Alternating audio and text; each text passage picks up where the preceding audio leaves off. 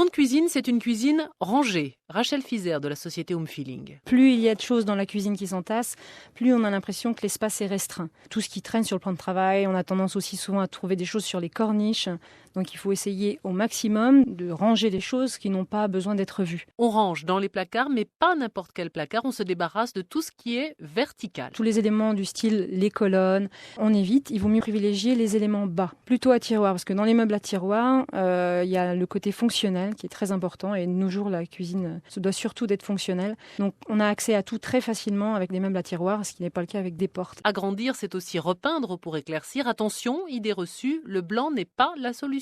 Le blanc de blanc, ça peut créer une atmosphère un petit peu trop glaciale dans la cuisine. Donc il vaut mieux essayer de privilégier des teintes claires, de préférence à base de couleurs chaudes, c'est-à-dire à base d'oranger, de rouge. On évite dans une cuisine, surtout si elle est sombre et mal éclairée, de mettre des teintes à base de bleu, de vert, de violet, parce que ça rend la cuisine souvent triste et austère. Sachez aussi que l'oranger stimule l'appétit et qu'il vaut mieux éviter le jaune si votre cuisine est exposée plein sud.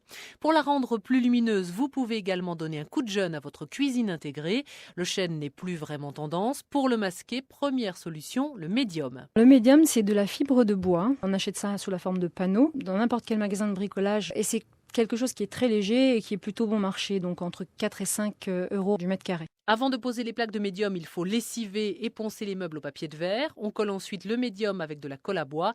Mieux vaut aussi fixer les plaques dans les angles avec des clous sans tête. Place maintenant à la peinture, Rachel. Le médium est un matériau qui est très absorbant. Il vaut mieux mettre une sous-couche, donc on appelle aussi primaire d'accrochage, spécial bois. Et ça, il faut le mettre sur tout le meuble. Une fois qu'on a passé cette sous-couche, on peut peindre avec 2 couches de peinture acrylique lessivable. Et enfin, si on veut une meilleure résistance, on ajoute un vernis marin. Un petit truc aussi qui fait de l'effet à moindre frais, c'est de changer les poignées de porte. Indispensable. On choisit des petites poignées modernes, simples, et qui peuvent vous revenir, on va dire, à 2 euros les 6 poignées. Donc c'est vraiment très bon marché et ça permet de donner un petit coup de jeune à la cuisine. Autre possibilité, des stickers sur les portes de votre cuisine intégrée. Alors ça donne un côté pop, laqué, mais attention, pose délicate. Il faut déjà que la surface soit bien lisse. Après, la pose est toujours un petit peu délicate. Donc on peut utiliser une raclette en plastique, partir du haut vers le bas et de l'intérieur vers l'extérieur pour éviter les bulles justement. La carte de crédit par exemple, ça peut marcher.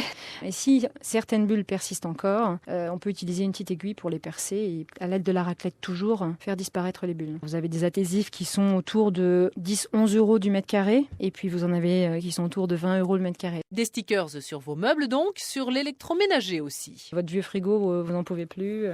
Vous pouvez changer juste à l'aide d'un sticker, c'est lui apporter une petite touche décorative. On fait une cuisine unie et juste sur le frigo, on pose un sticker.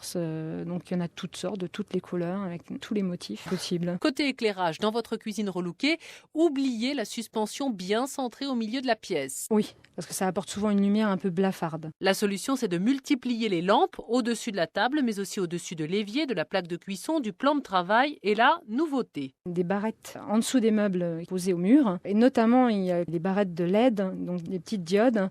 Et l'avantage, c'est qu'il n'y a pas besoin d'électricité puisque ça marche avec des piles, que ça peut se fixer à l'aide d'aimants, de scratch, d'adhésifs. Donc ça, c'est vraiment très pratique. La table, vous la choisirez ronde si votre cuisine est carrée, rectangulaire et pliable pour une pièce tout en longueur, ou bien alors une tablette 40 cm maximum avec des tabourets de bar. Et puis dans cette cuisine, Rachel, la touche déco perso, c'est quoi? Par exemple, un petit plateau sur lequel on peut poser une jolie petite théière en fonte et 2 petites coupes de thé japonais. Plus de conseils, des modes d'emploi et des prix sur France.